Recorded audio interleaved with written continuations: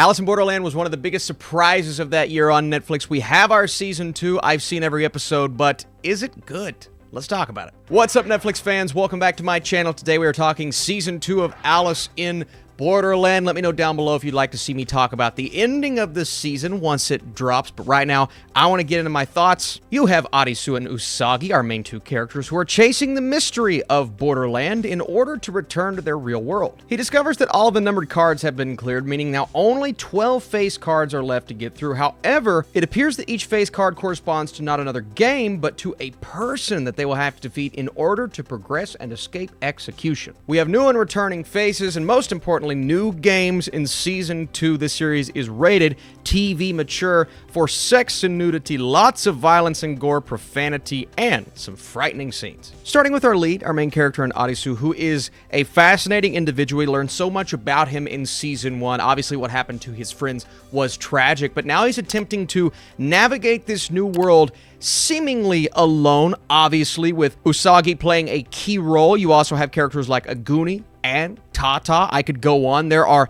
so many really creative characters that are added onto our team and going up against our team this season, but it's really all about finding answers in Season 2. Playing the games, yes. Surviving, absolutely. You never know when someone's going to die in this series, and that is something that carries a ton of weight into the middle of the season. Another character I want to mention is Tsuchiya, who we learned so much about in Season 2, and I could say that for a lot of individuals, because what Season 2 does so beautifully is it slows everything down, right? Season 1 is this fast-paced and rampant series where you're attempting to learn all of the rules, figure out the whys, and really hows of their situation. But this time around, we play less games, probably the same amount, but they do fast forward through some of the games that they play, and the games that they want to focus on sometimes will spend 2 to 3 episodes on one game, and at first I'm like, all right, this game's still going. We're halfway through episode 2, and this is all we've seen so far.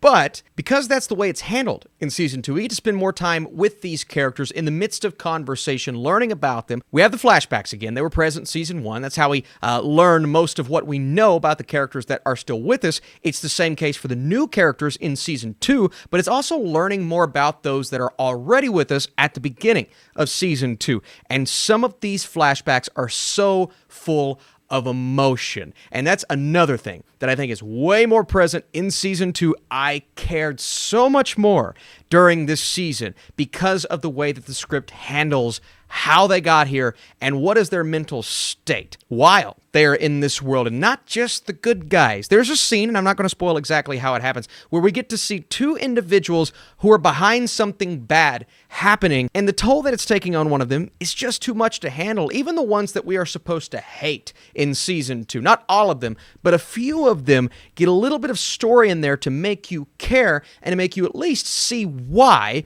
And I guess we got that with a few characters in Season 1, especially that moment at the end when that sacrifice happened. Okay, that was great, but we get a few integral and emotional moments in Season 2, and it serves the purpose of giving us numerous character studies. Season 2, at least watching it makes you feel like the writer sat down and said, okay, it's going to be big, we're going to have action sequences, we have to make the games somewhat of the focus, but let's also just slow it down and give our characters more of a chance to showcase some of that emotion and to allow the audience to feel more for them when we get some crazy moments in the middle of the season. When I say crazy, I mean unexpected, shocking. It continues to make me look at the show and say, we're not getting anything else like this on television. Alice in Borderland, it's just different. And yes, Alice in Wonderland, we talked about this in Season 1, the comparisons you can make to characters, and she is the White Rabbit, he is Alice. Yes, we understand that, but it's just as much this time around the idea of breaking through that matrix, right? They're stuck in this world. They don't know how and why they got there, but they also have to survive. So in Season 1, the focus is more on surviving, but then they start to realize we have to find answers or we're never getting out of here. And that's what Season 2 is all about. It's finding those answers, but also playing the games when the face card challenges begin. You know, everybody always wants to talk about the other international series in Squid Game, and I really enjoyed that show, right? But Alice in Borderland, it's one of those that it's so creative when it comes to thinking of these games and how they're going to play with each other and how they're going to play into the subsequent game that comes after. And whether it be a crazy version of tag, a somewhat complicated version of dodgeball, but one that you're not going to be ready for when you see it. And the first game that they play, there are so many rules, but once you learn those rules, you're so locked in, and that's one of those games that takes up an episode or two. And how are they going to fill up all this time with just 8 episodes? Well, they do, but they also fill a lot of that time with the flashbacks for these characters and with the moments that will just make you resonate with them emotionally. We get to see one of those flashbacks that throws us back to one of the first challenges, and that challenge is all of these individuals in a stadium. That stadium is crashing and burning. So we see the fallout of that. We see the injuries that come from that and people struggling to survive.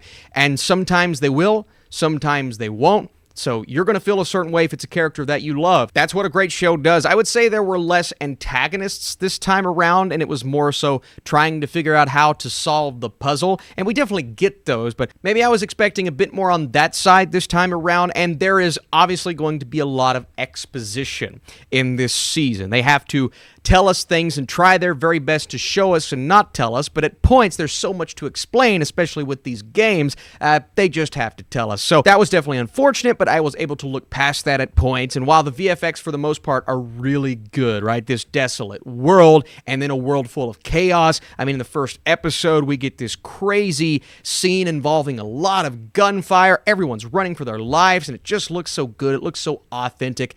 There were points where the visual effects weren't the best, and it was really obvious when certain things were happening. You're just kind of like, oh, okay. But again, I was enjoying it so much, I was able to look past these flaws, and they weren't flaws that were super relevant when we get to that crazy finale, and you're hoping to yourself, is it going to answer my questions? Am I going to get resolve and conclusions? And while there will be arguments made that not every storyline was concluded in a satisfying fashion, I would say most of them were, and I'm not entirely sure about a Season 3, but if they wanted to end the show here, I would say, you know what?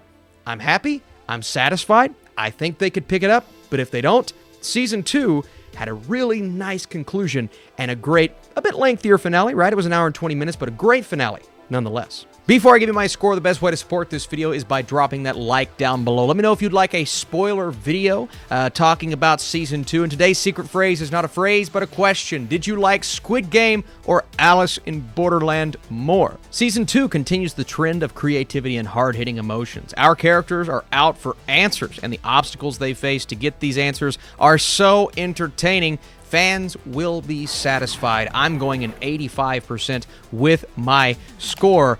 And I want to know what you guys think down below once you see this. The video is coming out a few hours before it drops on Netflix. Otherwise, be prepared to binge. Also, go subbing, not dubbing. The subbing is so much better. You get the actual performances. Okay, review's over. I'm done.